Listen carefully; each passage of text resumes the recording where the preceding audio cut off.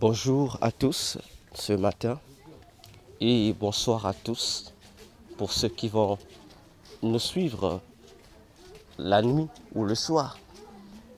C'est le docteur Véracité KTN, votre humble serviteur, et je bénis ces instants dans le nom de Jésus-Christ. Nous parlons toujours dans notre enseignement sur le discernement de la parole de Dieu. Dans nos émissions précédentes, nous avons abordé déjà plusieurs aspects sur le discernement de la parole de Dieu. En bref, nous avons dit que lorsqu'on parle du discernement de la parole de Dieu ou du discernement de Dieu, c'est simplement la manière de Dieu de voir les choses, la manière de Dieu d'analyser les choses. Pour dire que celui qui a le discernement de la parole de Dieu a la capacité de voir de la même manière que Dieu voit. C'est-à-dire, il obtient une vision au-delà de la vision des hommes et de celle des démons qui ont imposé des fausses visions au monde, aux humains, qui est l'illusion. Alors, le bénéfice et l'avantage divin qu'a celui-là qui obtient, qui reçoit de Jésus, son Esprit Saint aura la facilité de distinguer la vraie réalité de la fausse réalité, c'est-à-dire de l'illusion. Alors, bien-aimés dans le Seigneur Jésus, à cause du manque de ce discernement divin, aujourd'hui, les prédicateurs de l'Évangile, les hommes de Dieu, les leaders ecclésiastiques, bien-aimés, au lieu de faire l'expansion de l'Évangile de Jésus à travers le monde, eux font autre chose. Que font-ils? Ils font de la mauvaise promotion de cet évangile. Comment mauvaise promotion de l'évangile? Au lieu d'aller annoncer l'évangile tel que Jésus lui-même l'a fait, tel que ses disciples l'ont fait, bien avant nous tous, eux, au contraire, font quoi? Ils deviennent des marketeurs de cet évangile de Jésus. Donc, il faut le marketing de l'évangile de Jésus. Tandis que Jésus ne nous a pas envoyés pour faire un quelconque marketing de sa parole, mais il nous a envoyés pour présenter cette parole sans retrancher, sans ajouter, en présent tel que lui nous l'a donné. C'est pourquoi il pouvait dire dans Matthieu 28, le verset 19 à 20, à ses disciples, que allez partout au monde, faites des nations mes disciples, en leur enseignant ce que moi je vous ai enseigné. Voilà ce que Jésus a dit. Or, les prédicateurs d'aujourd'hui, ceux-là qui deviennent des marketeurs de l'évangile, ne respectent pas cette consigne. Pourquoi? Parce que, au lieu du discernement de la parole de Dieu, au lieu d'avoir la pensée du Seigneur en eux, c'est plutôt la pensée des démons qui les influence. C'est plutôt l'illusion qui les caractérise désormais. Et ils sont obligés maintenant aussi de modifier l'objectif de l'évangélisation. Ils sont obligés de créer des déroutes spirituelles dans la mission de l'évangile de Jésus dans les nations. Voilà pourquoi, à cause de cette mauvaise promotion de l'évangile, à cause de cette manière diabolique de faire, d'agir par manque de discernement de Dieu, bien-aimés, on commence à vendre des faux espoirs aux chrétiens. On commence à vendre aux chrétiens des avenirs qui n'existent pas. Comment? En faisant croire aux enfants de Dieu, en faisant croire aux chrétiens, en faisant croire aux fidèles des églises des choses que la parole de Dieu n'a point dites. Ils enseignent des théories, des logiques, ils donnent des discours, bien-aimés, qui n'ont aucun rapport avec les recommandations qui se trouvent dans la parole de Dieu.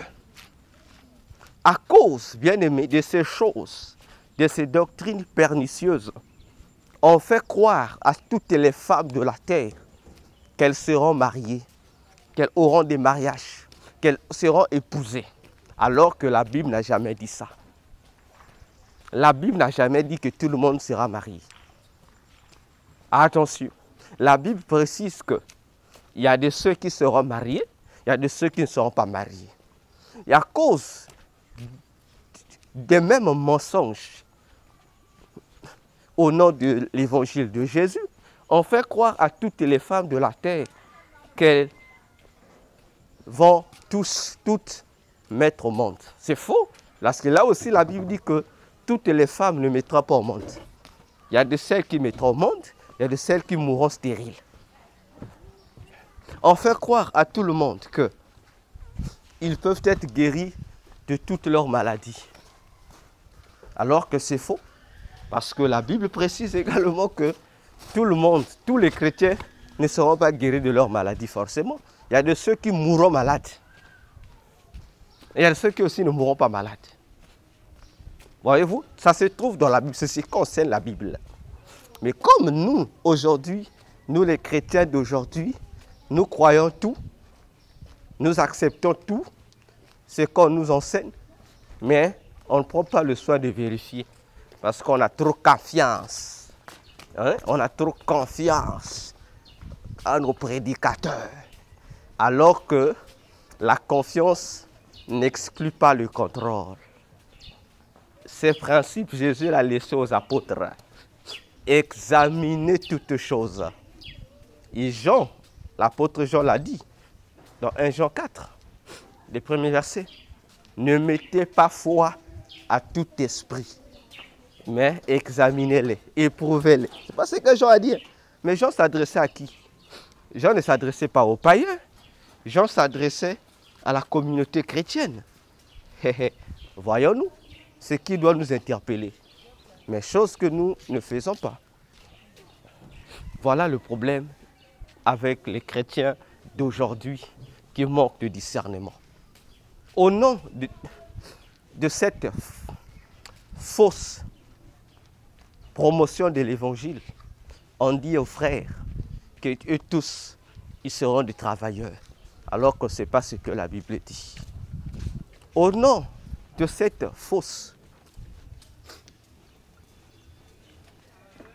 promotion de l'évangile, on fait, vous voyez, on vend au peuple de Dieu des faux bonheurs, des faux avenirs. Voyez-vous? Donc on emprisonne psychologiquement, physiquement et spirituellement les enfants de Dieu dans des prisons sataniques, sans pour autant qu'eux-mêmes ne s'en rendent compte. Parce qu'on prêche des choses de l'évangile, mais tout en excluant la notice de l'évangile. Parce que chaque point abordés par l'évangile de Jésus, chaque point enseigné dans la doctrine de Jésus a sa propre notice. Mais les prédicateurs ignorants et les prédicateurs corrompus jettent la notice de la doctrine de Jésus pour présenter aux gens des produits sans notice. Voyez-vous? Et c'est le même mensonge commercial que nous constatons. Je parlerai dans mon pays, la République du Congo-Brazzaville. Je ne sais pas aussi si sous d'autres cieux, c'est le même phénomène qui se fait. Aujourd'hui, nous avons la plupart des entreprises commerciales engagent aujourd'hui des agents commerciaux, des marketeurs, pour faire la promotion de leurs produits. N'est-ce pas? Voyez, d'ailleurs, aujourd'hui, ces agents commerciaux se déploient de partout. Hein. Ils sont sur le terrain. Hein. Ils vont dans les bureaux, ils vont dans tous les espaces publics possibles pour présenter les produits de leurs diverses sociétés, entreprises, établissements, etc. Mais ce qui est dangereux, puisque souvent ils viennent chez nous et je ne les rate pas. Ils viendront à vous, vous présenter tel produit, mais qu'est-ce qu'ils font? Comme ils prennent tout le monde pour des bêtes, comme dans les écoles, dans les établissements supérieurs, où ils sont formés en vente commerciale, en commerce ou encore en marketing, on leur fait dire que être un agent commercial ou un agent de marketing, c'est être un grand menteur. Un grand menteur au même rythme que le politicien. Voyez-vous? Alors, au lieu de faire leur boulot convenablement, dans la vérité, eux, ils utilisent le mensonge comme astuce, comme ornement pour embellir leur mensonge. Mais tandis qu'en faisant ainsi, ces marketeurs-là, ces agents commerciaux, oublient qu'ils dénaturent même leurs produits et ils démontrent aux yeux de ceux qui sont intelligents que leur société est une mauvaise entreprise, à qui il ne faut pas faire confiance. Comment vous, les agents commerciaux, vous les marketeurs, vous présentez d'abord, la plupart des produits que vous nous présentez, ce sont des produits qui n'ont pas de notice. Mais malgré déjà cette dangerosité, vous faites croire quand même à vos clients que ce produit, en tout cas, a la solution à notre situation. Mais lorsqu'on vous dit comment, vous ne donnez que des avantages. Mais lorsqu'on demande des conséquences, là, il y a silence. On vous fait même croire, je rencontre, il vous fait même croire qu'il n'y a pas de conséquences. Frère, quel est ce produit qui n'a pas de conséquences? Quel est ce produit qui n'a pas d'effet secondaire? Citez-moi ce produit, que ce soit dans tous les domaines. Tout produit a toujours des effets secondaires. Mais eux, ils vous font même croire que non, il n'y a pas des effets secondaires. Donc ce sont des produits, surtout des produits alimentaires, des produits sanitaires et des produits esthétiques ou comestiques. Frère, ce côté-là, je vous dis, ils vous font croire que tout peut être utilisé par tout le monde, sans exception. Alors que, frère, c'est faux. Hein? Ah oui, c'est déjà un danger. Parce qu'un produit ne peut pas être utilisé tout le monde. Parce que sa composition chimique ne permet pas ce que le produit soit utilisé par tous les humains. Parce que chacun de nous, par rapport à notre organisme, nous avons dans notre organisme l'interdiction de certains produits qui ne peuvent pas être injectés dans nos corps. Vous le savez, qu'un diabétique, par exemple, n'utilise pas tous les produits qu'un non-diabétique utilise, que ce soit sur le plan sanitaire, alimentaire et autres. Vous le savez bien. Par rapport à ton état de santé, il y a aussi des produits appropriés qui te sont exigés pour l'utilisation ou encore pour la consommation. Mais les agents commerciaux nous font dire le contraire. Nous démontrent le contraire, que c'est des produits universels. Ah, c'est un danger.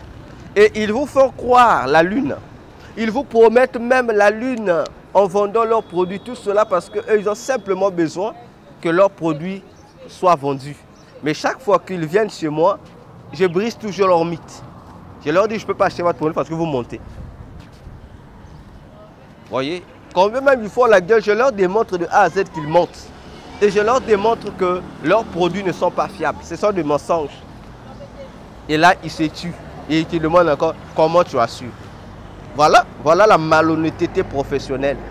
Et c'est un danger.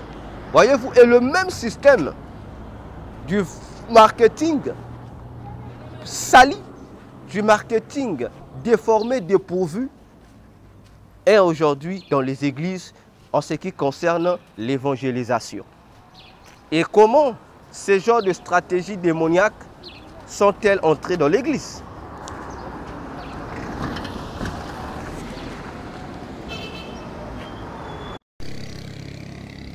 Eh bien, c'est au travers des philosophies, c'est au travers des écoles théologiques et des écoles du coaching. Oui, c'est plus pur encore, c'est le coaching professionnel qui est venu. Bonjour. C'est le coaching professionnel qui est venu mettre le comble sur la chose. Parce que les coachs professionnels, les pasteurs, les hommes de Dieu, Monsieur Passy, bonjour. Les pasteurs, les hommes de Dieu, toute la classe ecclésiastique, lorsqu'ils vont faire le coaching, ils vont dans le centre de coaching pour se faire former dans le coaching professionnel. En retour, ils ramènent les mêmes principes du coaching dans l'évangile. Et voilà où les choses se décapotent. Voilà où il y a destruction de l'évangélisation. Parce que là, avec le coaching, il y a des théories qui ne tiennent pas debout. Mais dans le coaching, on montre que ce sont des théories d'excellence. Ce sont des principes vraiment immuables, des principes vraiment, comme on dit, qui ne ratent pas. Voyez-vous? Et on amène ça dans l'évangile. Au lieu de prêcher l'évangile dans sa vérité, on commence à créer à l'évangile de Jésus des mensonges, des parapluies de mensonges.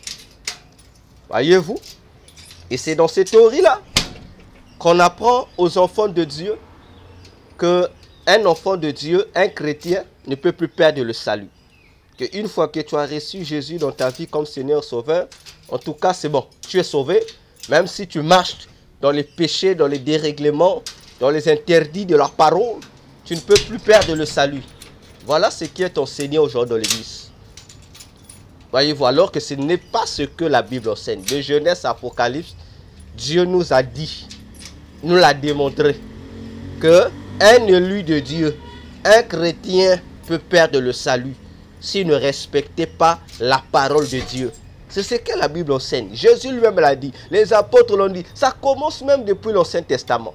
Mais comment aujourd'hui les enseignants de la parole nous enseignent maintenant les contraires? Voyez-vous, c'est un danger qui guette l'Église. La promotion satanique de l'Évangile au travers le monde, je vous dis, c'est un poison, un virus qui aujourd'hui contribue au non-salut des âmes. Parce que ce mensonge-là pollue l'évangélisation et crée dans le monde un homme incroyable, des faux chrétiens, des faux ouvriers de Dieu. Donc, on commence maintenant à mécaniser l'évangile, alors que l'évangile ne se mécanise pas. Ça ne se mécanise pas, mes frères. L'évangile, c'est la puissance de Dieu pour la transformation des vies. C'est pourquoi Paul disait dans Romains, je crois le verset Romains 1, le verset 16 à 17, il disait, je me dois aux Grecs, aux Romains et aux Juifs. Il dit, je n'ai point honte de l'évangile de Jésus, Parce que c'est la puissance de Dieu pour le salut de quiconque croit.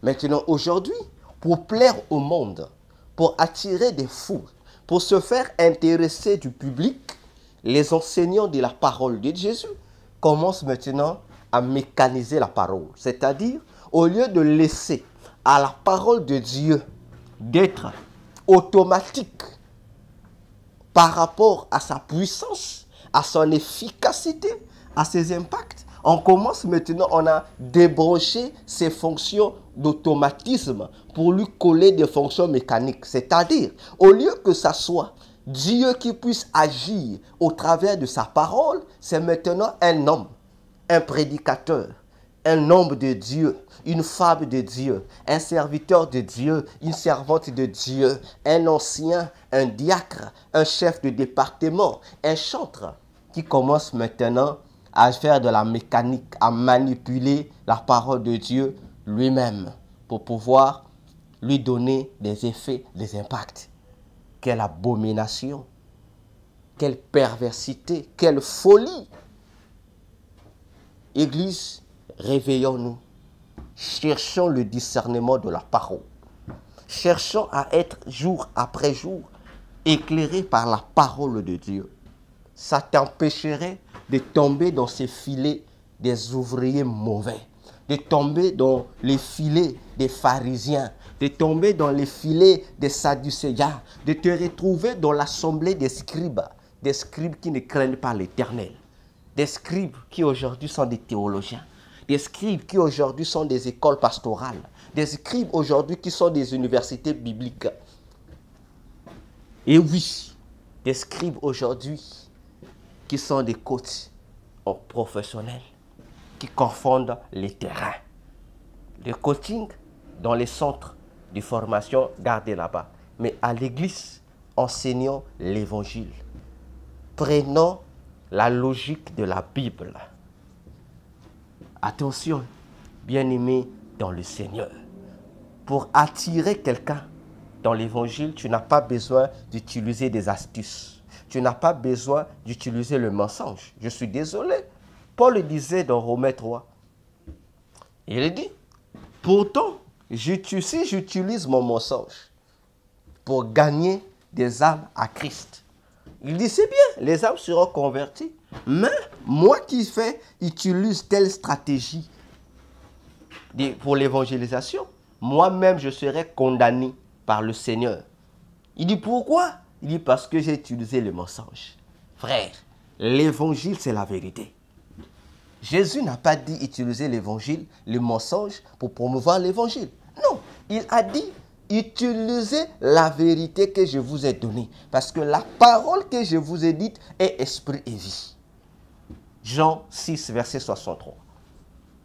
Il dit, vous connaîtrez la vérité et la vérité vous affranchira. L'évangile de Jésus, mes frères, la parole de Dieu, mes sœurs, n'ont pas besoin de ton mensonge, n'ont pas besoin de tes stratégies que tu utilises là pour accomplir ses effets dans le monde. Faisons attention. Dieu n'a pas besoin que tu puisses l'aider pour impacter. Il a déjà configuré ses principes.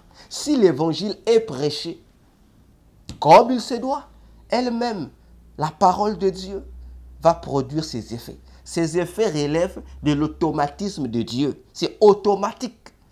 D'ailleurs, qui t'a dit que pour que quelqu'un croie à Jésus, tu dois utiliser des stratégies, tu dois utiliser des manières? Qui t'a dit ça? Le problème de l'évangile, c'est un problème de quiconque croit, de quiconque ouvre son cœur individuellement à Jésus pour accepter. L'évangile est un message qui se propose aux hommes. L'évangile n'est pas une dictature. Même Jésus lui-même, il n'a jamais forcé les gens à croire. Il annonce. Et il dit c'est un choix. L'évangile nous présente un message du choix. Soit tu choisis la vie éternelle pour sauver ton âme du jugement dernier, ou soit tu choisis le feu éternel. Si tu n'obéis pas à l'annonce de l'évangile. Jésus n'a forcé personne.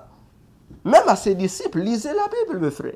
Il a dit à ses disciples, Vous aussi, Matthieu 18, du premier, je crois, au 5e verset.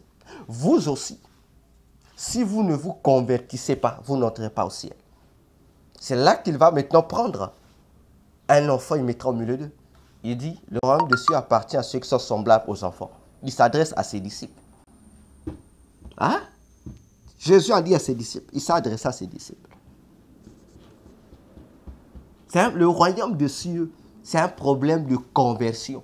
C'est un problème de l'individu qui écoute, qui doit ouvrir son cœur à Jésus. Parce que lorsque nous prêchons spirituellement, ce sont des frappes de toc-toc que nous tapons sur les cœurs des gens. Et sont personne d'ouvrir. Comme a dit Jésus dans Apocalypse 3, verset 20-21, je frappe devant la porte. Si tu ouvres, j'entrerai et je souperai avec toi. Alors, vous qui voulez déformer la parole de Dieu, vous qui voulez aider Dieu à impacter dans sa parole, frères, répondez-vous. Et vous aussi, les frères et les sœurs qui sont dans ces églises-là, quittez ces églises. Ne réfléchissez pas à quitter parce qu'on vous donne un faux espoir, on vous prêche l'évangile des démons, la doctrine des démons qui n'a aucun rapport avec la doctrine de Jésus. Attention, cherchons, je répète, jour après jour, le discernement qui vient de Dieu, du véritable Dieu Jésus le même. Et non le discernement de Satan, des démons, ou le discernement qui est fabriqué de toutes pièces par les faux hommes de Dieu, les corrompus, les agents infiltrés dans le milieu chrétien. Parce que c'est un faux discernement. C'est un discernement qui prêche un autre évangile. Et vous le savez que l'évangile de Jésus a sa propre influence. Et il y a aussi des faux évangiles. Et ces faux évangiles ont aussi leurs propres influences. Ah, attention. Attention, veillons sur nos âmes. Parce que la veille de nos âmes, la surveillance de nos âmes, bien-aimées, détermine la qualité de notre éternité. Soit l'éternité heureuse avec Jésus, ou l'éternité malheureuse avec le diable dans le feu éternel. Voilà, bien-aimés, pour aujourd'hui, que Dieu vous bénisse. Merci de votre attention, de votre temps, de votre disponibilité. Maintenant que vous avez écouté, passons à la pratique. Prions le Seigneur, demandons à Jésus de nous donner, de nous illuminer davantage, comme le disait l'apôtre Paul aux chrétiens d'Éphèse, qui ouvre nos yeux pour que nous puissions avoir le discernement de la parole de Dieu. Merci, à bientôt.